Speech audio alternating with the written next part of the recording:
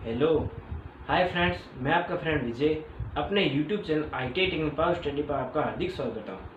Friends, previous class में हमने DC generator के बारे में पढ़ा था। डीसी जनरेटर के हमने स्ट्रक्चर पढ़ा, डीसी जनरेटर के अलग अलग पार्ट्स के बारे में पढ़ा था। तो फ्रेंड्स, अभी तक अगर आपने हमारे चैनल को सब्सक्राइब नहीं किया है, चैनल को सब्सक्राइब कीजिए। तो फ्रेंड्स, आज के वीडियो में आगे हम देखेंगे कि शाफ्ट वगैरह है, पुल्ली वगैरह है, उसके बारे में हम देखेंगे और डीसी जनरेटर के अन्य भागों के बारे में भी देखेंगे। तो फ्रेंड्स, शुरू करते हैं आज की क्लास। हमने बात की थी कार्बन बुश के बारे में। आज हम बात करें फ्रेंड्स शाफ्ट की। कल हमने कार्बन बुश के बारे में आपको पूरी प्रोसेस बता दी थी कि कार्बन बुश क्या होता है और क्यों यूज में लिया था। अब फ्रेंड्स, नेक्स्ट बात करते हैं हम शाफ्ट की। जो मैंने आपको कल प्रीवियस क्लास में मैंने बताया था कि आर्मेचर और जो कम्यूटेटर होता है। आर्मेचर क्या होता है? मशीन का रोटेटिंग पार्ट होता है जो कि घूमने का कार्य करता है, ठीक है। और कम्यूटेटर क्या होता है कि इस पर क्या होता है, आर्मेचर वाइंडिंग के सिरे सोल्डरिंग किया जाता है। तो आर्मेचर और जो कम्यूटेटर है वो किस पर स्थापित किया जाता है? शाफ्ट पर।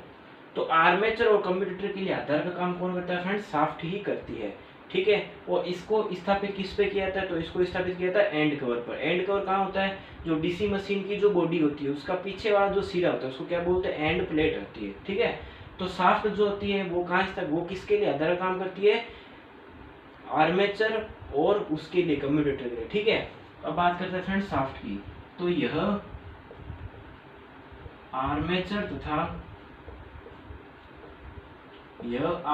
तथा कम्यूटेटर के लिए आधार का कार्य करती है। फ्रेंड्स, हमारे से यहाँ पर ऐसे भी पूछा जा सकता है कि आर्मेचर और कम्यूटेटर किसके ऊपर स्थापित किया जाता है? तो आर्मेचर और जो कम्यूटेटर है वो शाफ्ट पर ही स्थापित किया जाता है, ठीक है। अब एग्जाम पूछा जा चुका है कई बार कि शाफ्ट को किससे बनाता है? तो शाफ्ट का निर्माण मृदु लोहे से किया जाता है। शाफ्ट का निर्माण फ्रेंड्स हम कहां से करते हैं? मृदु लोहे से करते हैं, ठीक है। अब शाफ्ट को कैसे स्थापित करते हैं इसको हम फ्रेंड्स बात करते हैं बेरिंग की। बेरिंग क्या होता है कि आर्मेचर जब मशीन में घूमता है तो उसको फ्रीली रूप से घुमाने के लिए, यानी कि वो आसानी से घूम सके, इसके लिए हम किसका यूज करते हैं? बेरिंग का। तो बेरिंग को क्या करता है? शाफ्ट पे लगाकर एंड प्लेट पर कसा जाता है, ठीक है। तो शाफ्ट को बेयरिंग की सहायता से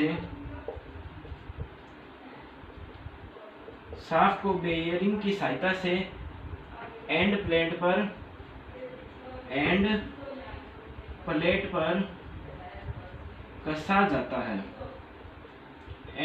पर कसा जाता है। तो फ्रेंड्स, बेरिंग क्या होती है? बेरिंग क्या होती है कि आर्मेचर को आसानी से रोटेशन करवाने के लिए यूज में की जाती है, ठीक है।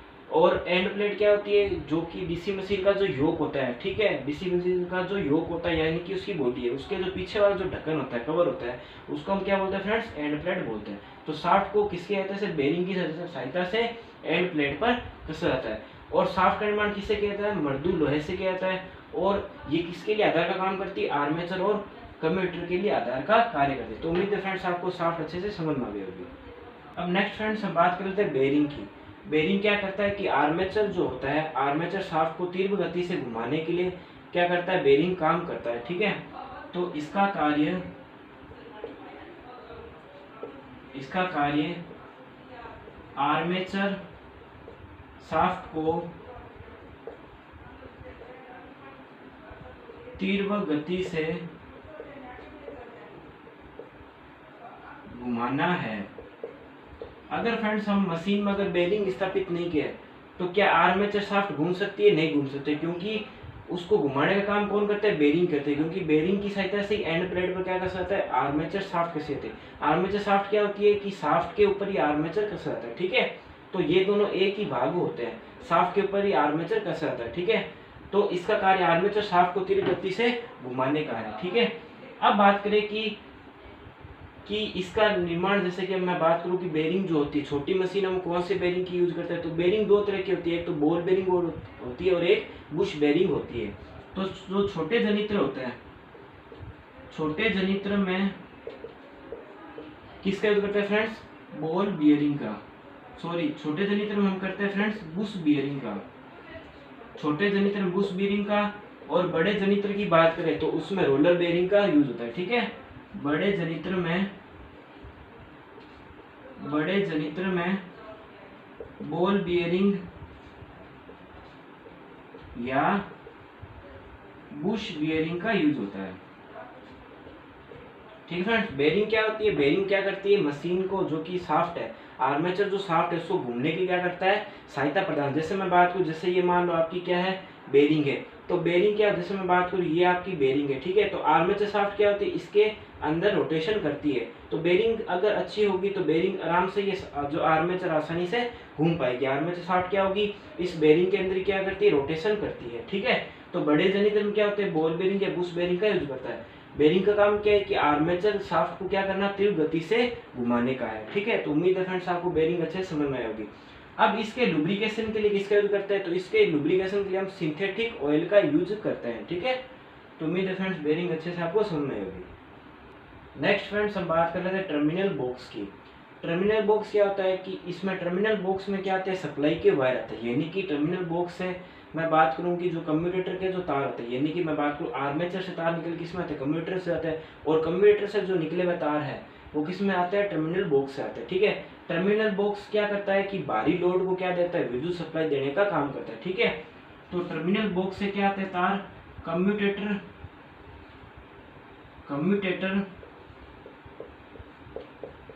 से निकले तार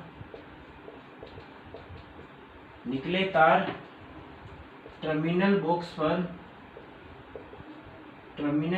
पर आते हैं। फ्रेंड्स, कम्यूटेटर से जो तार निकलते हैं, यानी कि कार्बन गुड्स होता है। ठीक है, कम्यूटेटर किसको प्रदान करता है? कार्बन गुड्स को करता है। अब कार्बन गुड्स से जो तार निकलते हैं वो किस में आते हैं? टर्मिनल बॉक्स में आते हैं। तो कम्यूटेटर से निकले तार किस पर आते हैं? टर्मिनल बॉक्स पर आते हैं। टर्मिनल बॉक्स क्या करता है? टर्मिनल बॉक्स बाहरी विद्युत वाहक बल देने का काम करता है। ठीक है, टर्मिनल बॉक्स बाह्य लोड देने का कार्य करता है। फ्रेंड्स, यहाँ पर मैं बात करता हूँ कि टर्मिनल बॉक्स जो होता है, टर्मिनल बॉक्स से क्या आते हैं? तार आते हैं। तो तार के, अब टर्मिनल बॉक्स से जो तार होता है ये क्या करते हैं कि भारी रूप से लोड देने का काम करते हैं। यानी कि अगर हमारे को जनरेटर सप्लाई लेनी होती है तो हम किसके माध्यम से लेते हैं? टर्मिनल बॉक्स के माध्यम से ही लेते हैं, क्योंकि टर्मिनल बॉक्स के अंदर ही क्या आता है? आर्मेचर और कम्यूटेटर से निकले तार किस में आते हैं? टर्मिनल बॉक्स में ही आते हैं। तो उम्मीद है फ्रेंड्स आपको टर्मिनल बॉक्स अच्छे समझ में होगा। अब टर्मिनल बॉक्स का निर्माण कैसे करते हैं? तो इसका क्या करते हैं?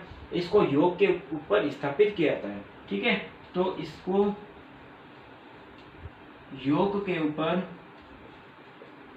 योक पर स्थापित किया जाता है।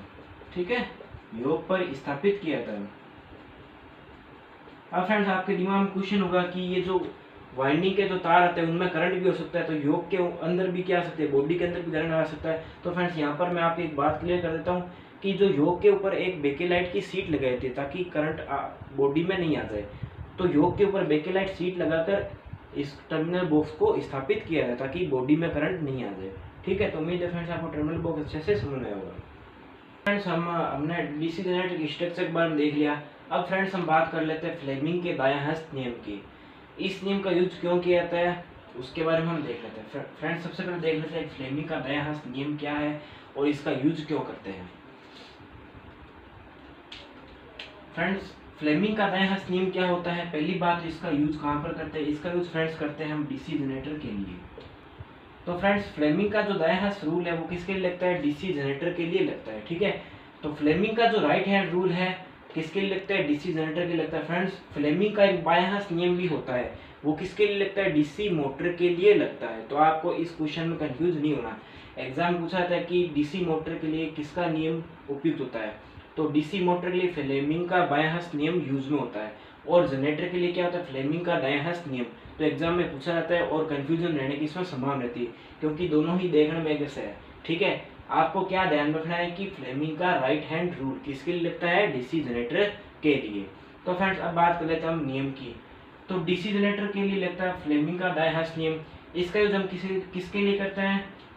प्रेरित ईएमएफ की दिशा ज्ञात करने के लिए हम क्या करते हैं फ्रेंड्स? इसका नियम का यूज करते हैं। ठीक है, फ्लेमिंग का जो दायां हस्त नियम होता है किसके लिए लगता है? डीसी जनरेटर के लिए लगता है। और इसका यूज किसके लिए करते हैं, प्रेरित ईएमएफ की दिशा ज्ञात करने के लिए, यानी कि जो उत्पन्न हुआ ईएमएफ है उसकी दिशा ज्ञात करने के लिए हम किसका यूज करते हैं, फ्लेमिंग के राइट हैंड रूल की। बात करता हूँ फ्लेमिंग के राइट हैंड रूल की, तो फ्लेमिंग का राइट हैंड रूल किस लिए होता है, प्रेरित ईएमएफ की दिशा ज्ञात करने के लिए। तो फ्रेंड्स फ्लेमिंग का दायां रूल क्या कहता है कि अगर हम राइट हैंड का, यानी मैं बात करूँ यानी कि इस हैंड की, यानी कि ये मेरा क्या है, राइट हैंड है, ठीक है, तो राइट हैंड का मैं जो अगर मैं यह बात करूँ अगर अंगूठे की, ठीक है, मैं फ्लेमिंग के अगर राइट हैंड रूल की बात करूँ तो फ्रेंड्स ये मेरा राइट हैंड है ये मेरा, ठीक है, ये मेरे क्या राइट हैंड है। अब मैं बात करता हूँ फ्लेमिंग के राइट हैंड रूल की, तो ये मेरा हाथ है, ठीक है, राइट हैंड है। अब ये जो मेरा अंगूठा है, अंगूठा किसका बताएगा, चालक में जो हमारे क्या चालक की जो गति, यानी कि जो आर्मेचर जो रोटेशन कर रहा है उसकी गति की दिशा क्या बताएगा, अंगूठा बताएगा।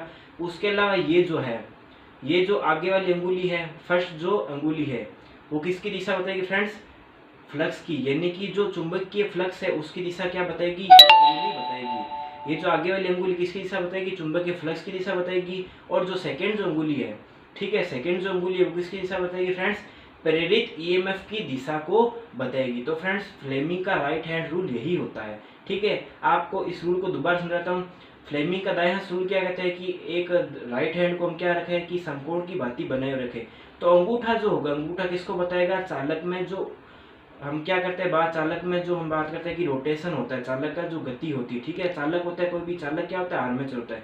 तो चालक में जो रोटेशन होता है यानी कि चालक की गति दिशा कौन बताता है, अंगूठा बताता है, जो कि अंगूठा क्या होता है, समकोण की दिशा में खड़ा है। आपको दिखाई दे रहा है कि चालक अंगूठा क्या है, समकोण बनाए हुए हैं, अंगुलियों से क्या बनाया हुआ है, समकोण बनाए हुए हैं, ठीक है। तो अंगूठा किसको बताता है, चालक में मूवमेंट को बताता है, ठीक है। चालक में जो मूवमेंट होता है यानी कि चालक की जो गति होती है वो कौन बताता है, अंगूठा बताता है। उसके अलावा जो आगे वाली फर्स्ट जो अंगुली है, आगे वाली जो फर्स्ट अंगुली किसको बताती है, जो फ्लक्स उत्पन्न होता है, यानी कि जो उत्पन्न जो फ्लक्स होता है, यानी कि चुंबकीय फ्लक्स होता है, उसको कौन बताती है, पहली अंगुली बताती है। और दूसरी जो अंगुली होती है, दूसरी अंगुली इसको बताती है, प्रेरित ईएमएफ को बताती है, यानी कि उत्पन्न जो विद्युत वाहक होता है उसको कौन बताती है, सेकेंड अंगुली बताती है। तो फ्रेंड्स फ्लेमिंग का राइट हैंड रूल यही होता है, ठीक फ्रेंड्स।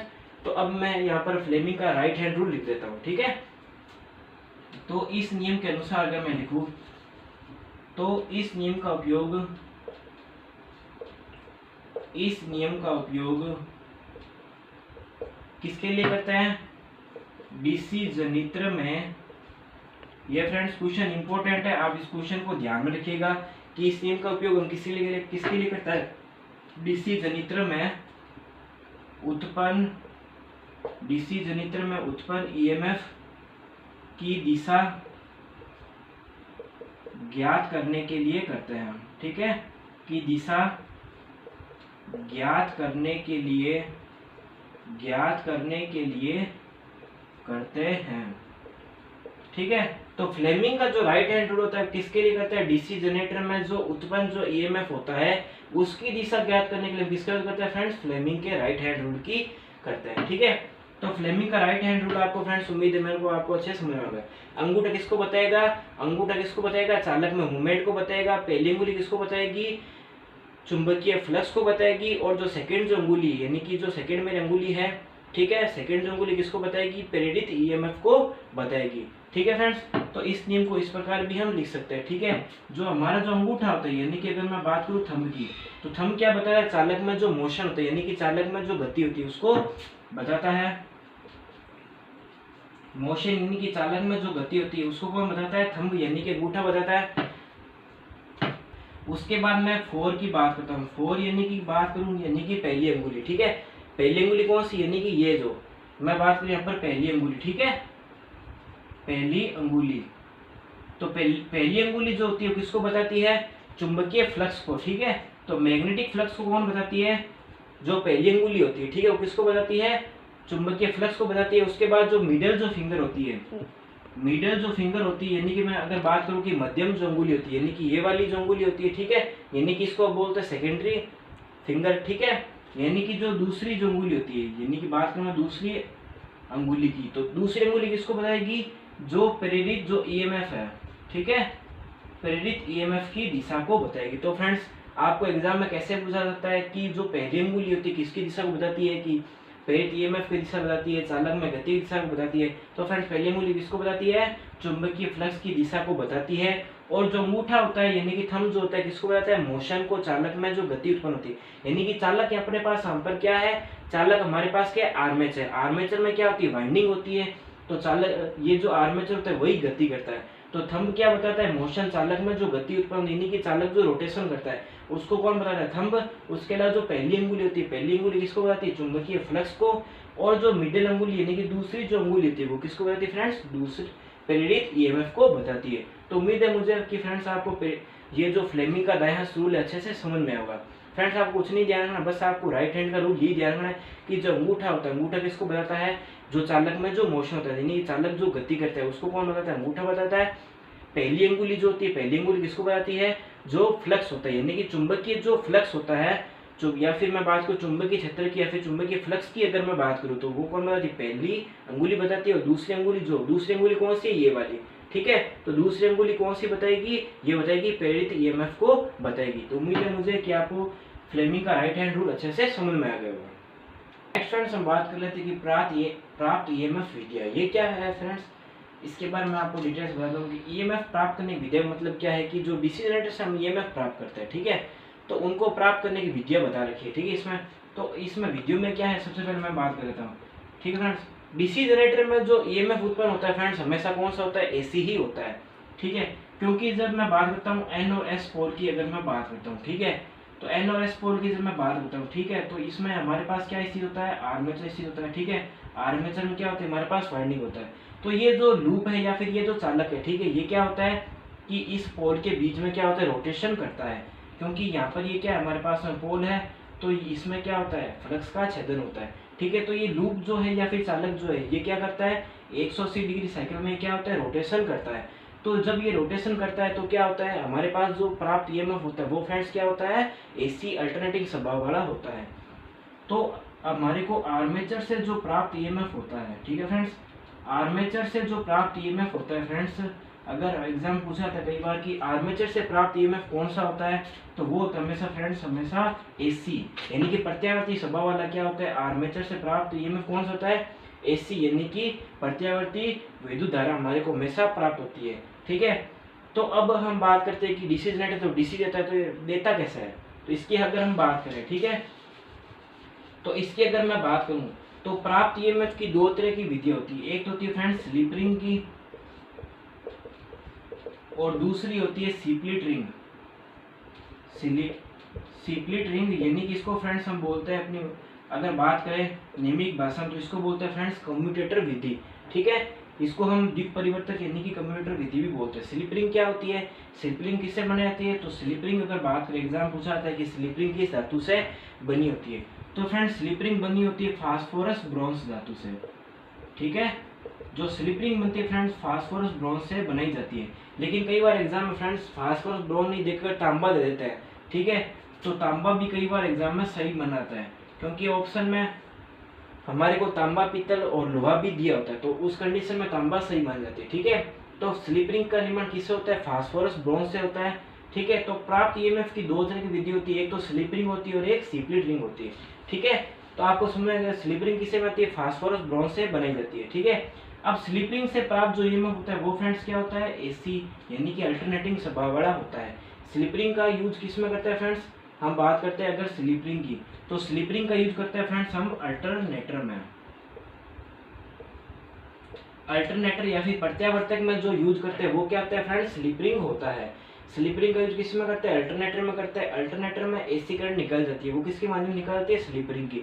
क्योंकि अगर मैं बात करूं फ्रेंड्स, मैंने आपको डायग्राम बना के बताया कि आर्मेचर में हमेशा क्या जनरेट होती है? एसी करंट ही होती है। एग्जाम में पूछ ले कि आर्मेचर में कौन सी करंट पैदा होती है, तो आर्मेचर में हमेशा एसी करंट पैदा होती है। अब वो ईएमएफ जो उत्पन्न हो रहा है वो एसी है डीसी, वो किसके आउटपुट पर डिपेंड करता है? वो डिपेंड करता है अपने प्राप्त करने की ईएमएफ की विधियों पर डिपेंड करता है। ठीक है, जो प्राप्त ईएमएफ वो किस पर डिपेंड करता है? जो ईएमएफ प्राप्त करने की विधि है, यानी कि हमने किसका यूज किया है? हमने अगर स्लिप रिंग का यूज किया तो हमने वो हमारे को क्या मिलेगी? एसी, यानी कि अल्टरनेटिंग करंट मिलेगी। ठीक है, जो एसी अल्टरनेटिंग करंट है वो किससे मिलती है? अल्टरनेटर से मिलती है। तो स्लिप रिंग का यूज हम किस में करते हैं फ्रेंड्स? अल्टरनेटर में करते हैं। अब फ्रेंड्स मैं बात करूँ सीप्लिट रिंग की, तो स्प्लिट रिंग क्या होती है कि स्लिप रिंग का ये एक भाग होता है, स्लिप रिंग का ये क्या होता है, ये भाग होता है। जैसे मैं बात करूँ, ये मान हमारे पास में एक क्या है, स्लिप रिंग है, ठीक है। तो इस तरीके से क्या होती है, अनेक भागों में से क्या होती है, स्लिप रिंगों का यूज करते हैं। इसको हम क्या बोलते हैं, स्प्लिट रिंग बोलते हैं, ठीक है। इसी को हम क्या बोलते हैं फ्रेंड्स, कम्यूटेटर बोला जाता है। इसी को हम क्या बोलते हैं, कम्यूटेटर बोलते हैं। कम्यूटेटर मैंने आपको बताया था फ्रेंड्स, आपको याद होगा कि कम्यूटेटर क्या करता है, एक तरह का यांत्रिक कन्वर्टर होता है। कम्यूटेटर क्या होता है, एक तरह का यांत्रिक कन्वर्टर होता है। ये क्या करता है, एसी को डीसी में कन्वर्ट करने का काम करता है। एक तरह का ये क्या मैकेनिकल कन्वर्टर है। स्प्लिट रिंग यानी कम्यूटेटर क्या, एक तरह का यांत्रिक परिवर्तक। ये क्या करता है, उत्पन्न जो एसी है उसको डीसी में चेंज कर देता है, ठीक है। तो जिसको हम क्या बोलते हैं, कम्यूटेटर बोलते हैं।